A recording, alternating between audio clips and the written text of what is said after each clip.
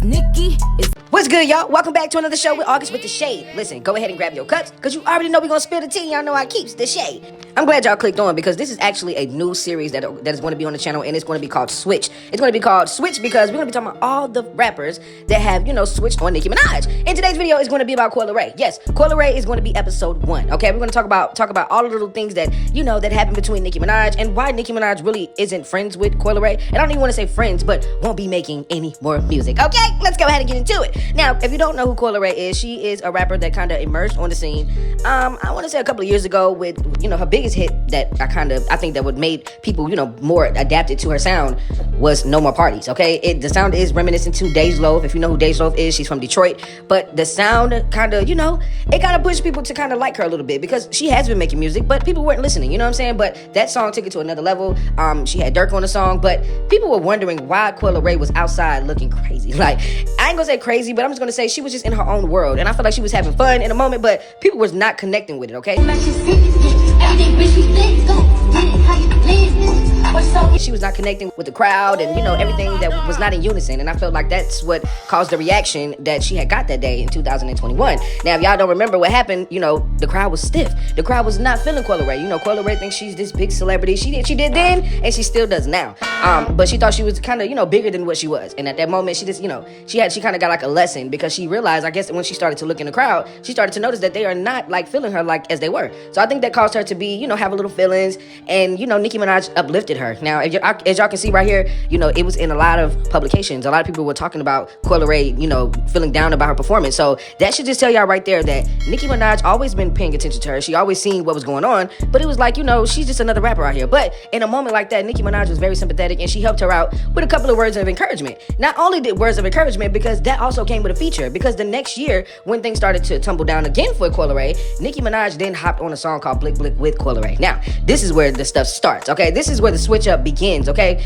When they did the Blick Blick song, that's when everybody started to like side-eye Coi Leray, because it seemed like she was really, really happy to receive that female rap collaboration, while other girls like Erica Banks and, Young Baby Tate were not able to, get that kind of look with Nicki Minaj. Girls even got blocked that day. I'm just saying. So I really feel like Coi Leray should be happy that Nicki Minaj did, help her out in that moment, really give her a look, because that look really, really helped Coi Leray. Coi Leray was dropping an album. The album didn't do very well, but it did better than what she would have expected if she didn't have Blick Blick on there. You know what I'm saying? Nicki Minaj gave us a fire verse. I don't even think Nicki Minaj really wanted to be at the photo shoot, but I think Nicki's just one of those team players. Like, if we're gonna make some money and we gotta do it, and even if I realized also, if Nicki isn't able to recoup from these type of artists, then she try to make it real fun. She try to still push it for the moment that she can, so that y'all can never say, oh, Nicki never, supported my song. Nicki supported it, whether it was for a week, whether it was for a month. She did it, move on. You know what I'm saying? If it didn't work out, then it's like a relationship or a bad business deal. However y'all want to look at it, it is what it is. The song was good, but it did not go, as far as they wanted to, because I felt like Coi Leray was kind of living in a moment just too much. Like, she was really feeling herself, and she was trying to hop on other features and stuff like that, but not realizing that the queen got her own steez. Now, if y'all don't know how Nicki Minaj get down, if she does a feature with someone else, she's definitely going to be dropping her own tea, okay? She's definitely going to be dropping her own songs, because that is just something that Nicki does, and that's what any business person should do. If you're already kind of, having some type of steam from another business, why not drop something from your business as well? And I felt like when Nicki dropped We Go Up, Coi Leray got a little mad, okay? Coi Leray got to bumping her gums to... Did I say gums? Coi Leray started talking, about Nicki Minaj behind the scenes to people like Fabio Foreign and other people that were going to be on songs, because she wanted Nicki Minaj to promote Blick Blick a little bit more. But it was not for Nicki to do that. Nicki only did that because Nicki and her dad was very, very close. And I felt like her having that relationship with her dad, that was just a moment. You know what I'm saying? It was like, for Nicki Minaj and Coi Leray, in my opinion, it was a moment. And I felt like Coi Leray looked over that moment. And you know what I'm saying? And she didn't really realize and grasp the moment as she should. Because now look at you. You know what I'm saying? You went behind Nicki back talking about Nicki wasn't doing this and Nicki was trying to put out her own stuff. This is the queen. Why would Nicki Minaj not put out her drill song? It don't matter if the same artist that's on her song is not. That's the deal that they had. You think Nicki Minaj out of nowhere was like, oh, y'all might just put We Go Up now? No, Nicki Minaj is a strategic, artistic being. And when she goes, she goes. And whenever she plans, she makes sure she plans. Y'all know Nicki don't drop nothing out of nowhere. Like, stop it.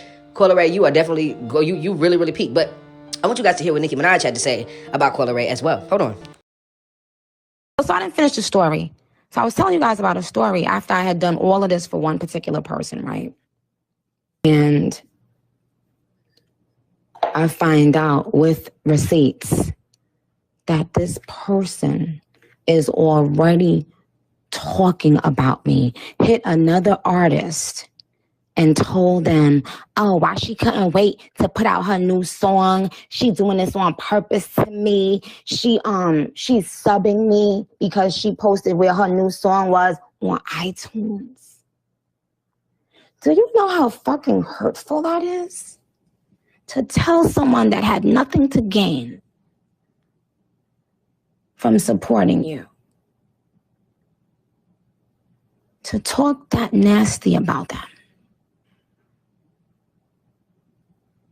You are disgusting. You know who, and you'll never, that's why. You have a nasty, dirty, stinking, disgusting heart.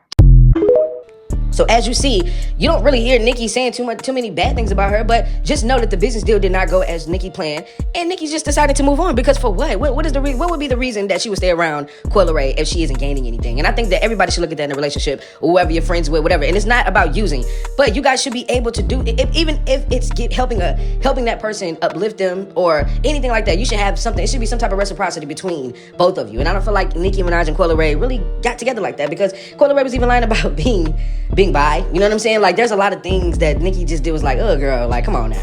Me and you, it just ain't gonna work, okay? You don't write music, okay? That was another thing that really, really topped it off. So, in my opinion, the switch up was evident. It was going to happen because, Coi Leray was not understanding of what Nicki Minaj was trying to do for her and what that moment was that they were supposed to share together. You know what I'm saying? So, yeah, in my opinion, I don't think that Nicki Minaj should, touch bases with Coi Leray again. Coi Leray tries her best with the pictures on the wall with Nicki, all of that. You can stay a fan, but listen, you're not going to get around and get this moment like that again. But we just never know. Nicki is forgiving. So, I want to know what y'all think in the chat. Do y'all think that Nicki Minaj and Coi Leray could possibly mend their friendship, or is it a dub? Okay, because the switch up happened and we just not having it. I want to thank y'all so much for enjoying the episode. If you like the episode, if you want more, if you got somebody that you want me to do a video on for the next episode, please drop it in the chat so that we can get into it. Love y'all, Shady Gang. Bye.